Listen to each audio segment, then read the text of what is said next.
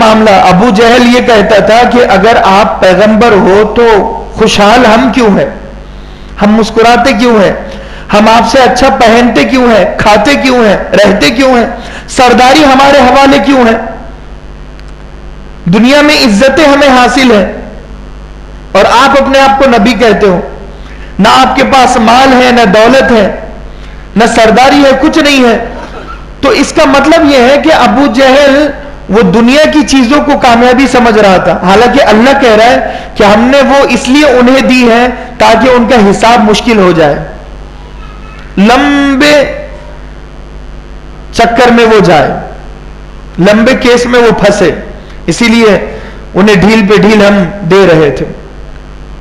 بالکل ایسے ہی وہ قرآن کی ایک اور آیت ہے کہ یوم یجمعکم لیوم الجمع یوم التغابن ذالک یوم التغابن, کہ ہم ہار اور جیت کے دن ان دونوں کو جمع کریں گے, کافر اور مسلمان کو, ہر ایک کو جمع اللہ کرے گا. کب؟ تغابن, یہ ہار اور جیت کا دن ہوگا. اس دن کی ہار ہمیشہ کی ہار ہوگی اور اس دن کی جیت ہمیشہ کی جیت ہوگی. اس کے بعد یہ ہار اور جیت ختم ہو جائے گی. اگر دنیا میں ہم ہار گئے, ہمارے پاس اچھا مکان نہیں ہے, اچھی گاڑی نہیں ہے, اچھا موبائل نہیں ہے, مثال کے طور پر اچھا یعنی کہ غیر مسلموں کے جیسا ہماری میجورٹی نہیں ہے, آج ہمارا ظاہر بڑا کمزور ہے, ہم اس سے حوصلہ شکنی کا شکار نہ ہو, پست ہمتی کا شکار نہ ہو, امید اللہ سے لگائے رکھے. وہ آزمائش کے لیے اللہ نے انہیں سب کچھ دیا ہے, پاور, طاقت, سپر پاور انہیں بنایا آزمائش کے لیے, عذاب کے لیے. وَلَنُذِيقَنَّهُم مِّنَ الْعَذَابِ الْأَدْنَىٰ دُونَ الْعَذَابِ الْأَكْبَرِ. اللہ کیا کہہ رہا ہے؟ دیکھو دو چیزیں ہیں, اللہ کہہ رہے بات سمجھ میں آ جائے کہ دونوں کا ظاہر ایک ہوتا ہے مگر انٹینشن الگ ہوتی ہے. کس طرح کہ ایک ڈاکٹر مریض کا علاج کر رہا ہے, تو علاج کرنے کے لیے اس کے ہاتھ میں کچھ چیزیں ہیں اور اس نے اس کی باڈی کو کاٹا آپریشن کرنے کے لیے اور اس سے خون نکلا, ٹھیک ہے, اور ایک ڈاکو وہ آیا اور اس نے ایک دوسرے پر حملہ کیا, دوسرے انسان پر اس نے حملہ کیا, اب اس کی باڈی سے بھی خون نکل رہا ہے, بات سمجھ میں آ رہی, اور اس کی باڈی سے بھی خون نکل رہا ہے. دونوں میں کیا فرق ہے؟ دونوں میں فرق یہ ہے کہ وہ جو چھری ڈاکو نے اس کے پیٹھ پر ماری ہے وہ اسے مارنے کے لیے ہے, اس کا جو خون بہایا گیا ہے وہ اسے مارنے کے لیے ہے, اور یہ ڈاکٹر نے جو خون نکالا اور بہایا ہے یہ اسے صحت یاب کرنے کے لیے ہے, اس کے ٹریٹمنٹ کرنے کے لیے ہے. بات سمجھ میں آ رہی؟ تو اللہ تبارک و تعالی جو مال غیر مسلموں کو دیتا ہے وہ مال ہلاکت اور برباد کرنے کے لیے ہوتا ہے, اور جو مال مسلمانوں کو دیتا ہے اللہ وہ مال آزمائش کے لیے اللہ تبارک و تعالی دیتا ہے.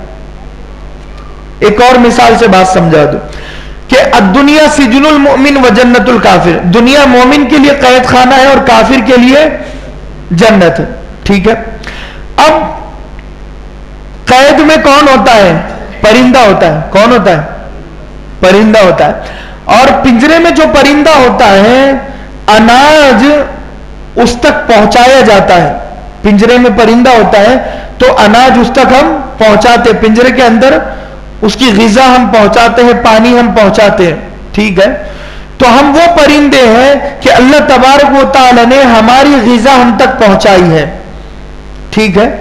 اور ایک وہ چیز ہے کہ چوہے کو پکڑنے کے لیے بھی اس کی غذا اس کے سامنے رکھی جاتی ہے, تو وہ چوہے کو بھی غذا پہنچائی جا رہی ہے, لیکن اس کے پیچھے اسے زندگی دینا مقصد ہے یا اسے مارنا مقصد ہے؟ چوہے کو مارنا مقصد ہے. چوہے کے مارنے کی دوا جب ہم ملاتے ہیں نا گیہوں میں, گیہوں کے دانے بھی آتے ہیں چوہے کو مارنے کے لیے, تو وہ گیہوں کے دانے جب ہم چوہے کے سامنے رکھتے ہیں تو اسے مارنے کے لیے رکھتے ہیں نا, اس کی محبت میں رکھتے ہیں کیا؟ مارنے کے لیے.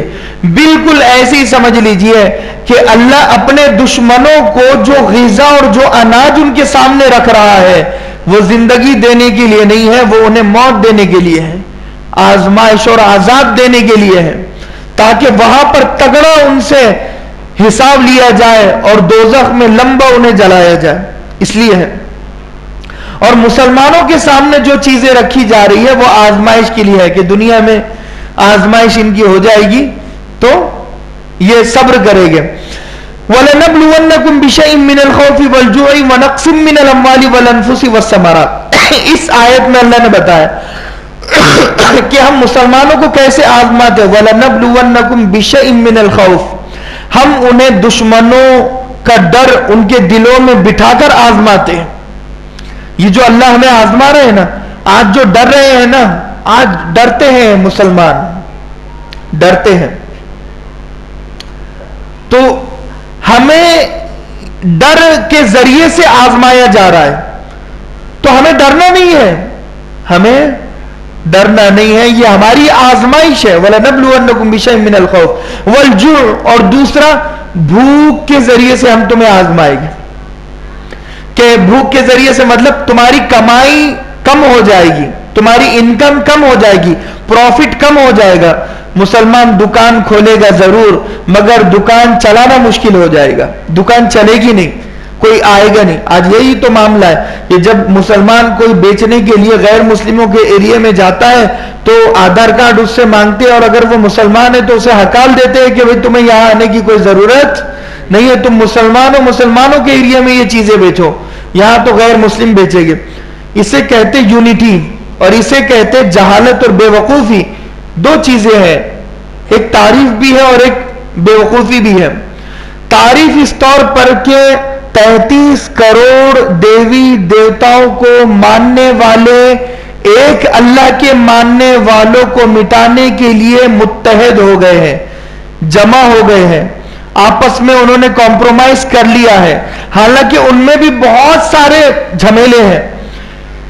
چھوت اچھوت کا معاملہ ان میں ہی ہے، برہمن دلت سے چڑھتا ہے نا، اور برہمن لنگایت سماج والوں سے چڑھتا ہے، S C S T O B C کی آپس میں بنتی نہیں ہے، بالکل ایسی مراٹھا ہو راجپوت ہو ان کی آپس میں بنتی نہیں ہے۔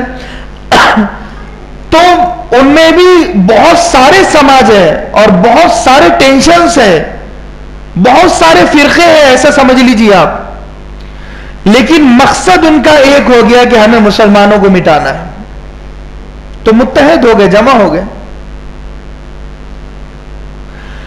تو بالکل آج ہم تمام کو ایک ہونے کی ضرورت ہے، ایک اللہ کو ماننے والوں کو ایک ہونے کی ضرورت ہے، ایک کلمہ پڑھنے والے کو، ایک اللہ کا، سب کا کلمہ ایک ہے ہمارا، لا الہ الا اللہ محمد رسول اللہ، لیکن دل ہمارے ملے ہوئے نہیں ہیں، ہے نا۔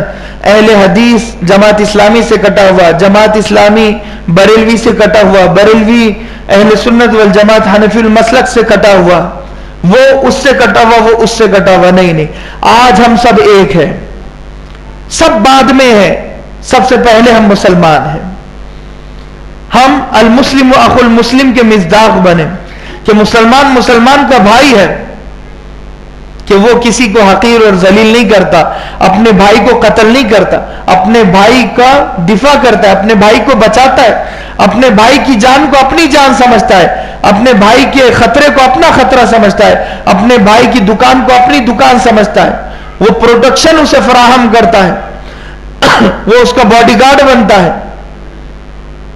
اس کے گھر بار کی حفاظت کرتا ہے، سپورٹیبل سسٹم بنتا ہے۔ اگر ایک مسلمان کو کوئی اٹھائے تو ہزاروں مسلمان وہاں پر کھڑے ہو جائے، یہ ہوتی یونٹی، یہ ہوتا ہے اتحاد، کہ سارے ناندیڑ کے مسلمان کھڑے ہو جائیں کہ ان مسلمان کے ساتھ غیر ناانصافی کیوں ہو رہی ہے۔ مولانا کلیم صدیقی کو جب اٹھایا گیا تو 2-3 دن خوب پردرشن چلا، وہ قابل تعریف ہے ماشاءاللہ، لیکن بعد میں کیا ہو گیا، سب ختم ہو گیا معاملہ، فرق نہیں پڑتا نا۔ اگر مولانا کریم صدیقی اگر میرے رشتہ دار ہوتے تو مجھے فرق پڑتا، اگر میرے باپ کو کل کوئی اٹھائے گا تو مجھے فرق پڑے گا، اگر میرے بھائی کو کل کوئی اٹھائے گا تو مجھے فرق پڑے گا، اگر میرے بیٹے کو کوئی اٹھائے گا تو پھر میری آنکھوں سے آنسو جاری ہو جائیں گے، پھر میں روؤں گا رات بھر، پھر میں نمازوں کی پابندی کروں گا، پھر ہر نماز میں میرے بیٹے کے لیے دعائیں ہوگی۔ اگر میری بیوی کے ساتھ وہ ہو جو آج مسلم خواتین کے ساتھ ہو رہا ہے تو شاید پھر میرا ضمیر جاگ جائے۔ اگر میری بہن کے ساتھ وہ ہو جو امت مسلمہ کی بیٹیوں کے ساتھ ہو رہا ہے تو شاید میں جاگ جاؤں۔ اگر میری ماں کے ساتھ وہ ہو جو امت مسلمہ کی ماؤں کے ساتھ ہو رہا ہے، انہیں ذلیل کیا جا رہا ہے، رسوا کیا جائے، تو شاید میں جاگ جاؤں۔ تب تو امید کی جا سکتی ہے اس امت سے کہ یہ امت جاگے گی۔ اگر یہ تب بھی نہیں جاگی تو اس امت سے بڑا بغیرت کوئی نہیں ہے، اس امت کے مسلمانوں سے بڑا بغیرت کوئی نہیں ہے۔ انا اغیر ولد آدم، اللہ کے نبی نے فرمایا کہ میں آدم کی اولاد میں سب سے زیادہ غیرت مند ہوں۔ تعجب کی بات ہے، جس نبی کے رگ رگ غیرت سے بھری ہوئی ہے، شرم و حیا سے بھری ہوئی ہے، اللہ کے نبی سے بڑا غیرت مند کوئی نہیں ہے۔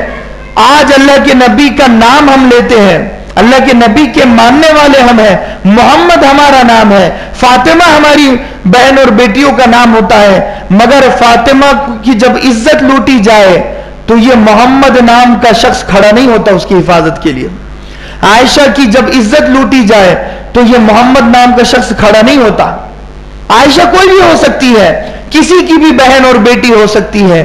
میرے بتانے کا مقصد یہ ہے کہ جب امت کی بیٹیوں کی عزتیں لوٹی جاتی ہے تو پھر ہم کہاں جاتے ہیں؟ جب دکانوں کو لوٹا جاتا ہے تو پھر ہم کہاں جاتے ہیں؟ ہمارا ضمیر جاگتا کیوں نہیں ہے؟ ہم شاید انتظار کر رہے ہیں کہ ابھی یو پی میں ہو رہا ہے، ایم پی میں ہو رہا ہے، اے پی میں ہو رہا ہے، ابھی یہاں کہاں ہو رہا ہے، اب ناندیڑ میں کہاں ہو رہا ہے۔ شاید وہ دھیرے دھیرے ہم انتظار کر رہے ہیں کہ یو پی اور ایم پی اور اے پی سے ٹرانسفر ہو کر وہ مہاراشٹر میں داخل ہو، اور مہاراشٹر سے پھر وہ مراٹھواڑہ میں داخل ہو، مراٹھواڑہ سے پھر وہ ناندیڑ میں داخل ہو۔ ناندیڑ میں بھی جب آ جائے گا نا تو گارنٹی ہے نہیں بھئی ابھی پیر برہان میں ہو رہا ہے، ابھی دیگلور ناکے پہ کہاں ہو رہا ہے، گلشن کالونی پہ کہاں ہو رہا ہے، وہ ابھی گلشن کالونی میں تو امن و سکون سے ہم رہ رہے ہیں۔